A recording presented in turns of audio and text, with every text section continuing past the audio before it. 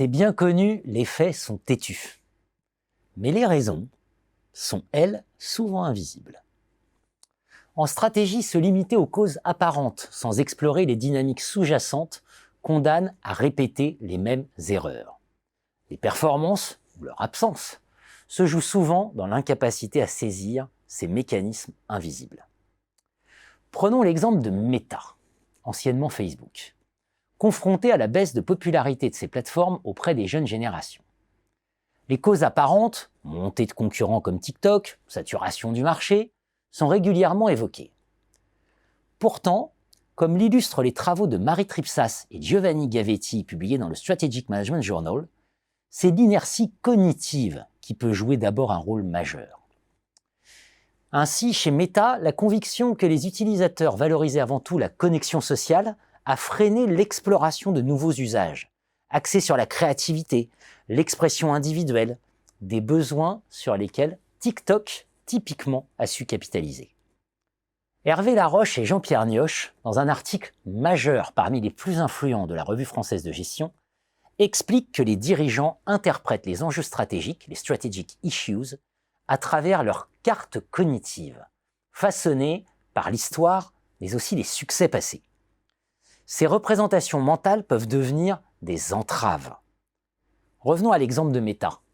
La persistance d'un modèle publicitaire centré sur les interactions sociales a littéralement empêché l'émergence d'une stratégie plus adaptée à un public en quête d'expériences immersives et individualisées comme celles proposées par les formats courts et engageants. L'inertie cognitive freine l'adoption de nouveaux paradigmes. Meta n'a de cesse d'investir dans des innovations présentées comme prometteuses, comme le casque, par exemple pour le métaverse, ou même, on s'en souvient, la création de sa propre monnaie crypto. Mais ces initiatives ne tiennent pas leurs promesses, voire elles sont clairement des fiascos. Parce qu'elles sont surtout d'abord le fruit de croyances enracinées dans un modèle historique. Et qu'à n'en pas douter, les efforts internes pour réinventer plutôt l'expérience utilisateur doivent souvent se heurter à une direction attachée d'abord à ses fondamentaux publicitaires. En stratégie, il est tentant d'expliquer un problème par des causes immédiates. Concurrence accrue, contexte économique défavorable, évolution des attentes des consommateurs, ces maudits consommateurs. Mais ces causes masquent souvent des raisons plus systémiques.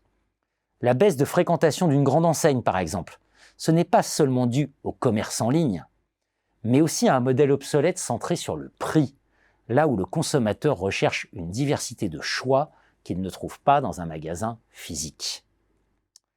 Interroger les évidences, adapter ses cartes mentales, comprendre les systèmes sous-jacents, ce sont des leviers indispensables pour éviter de traiter les symptômes plutôt que d'accepter de voir et de s'attaquer à la maladie.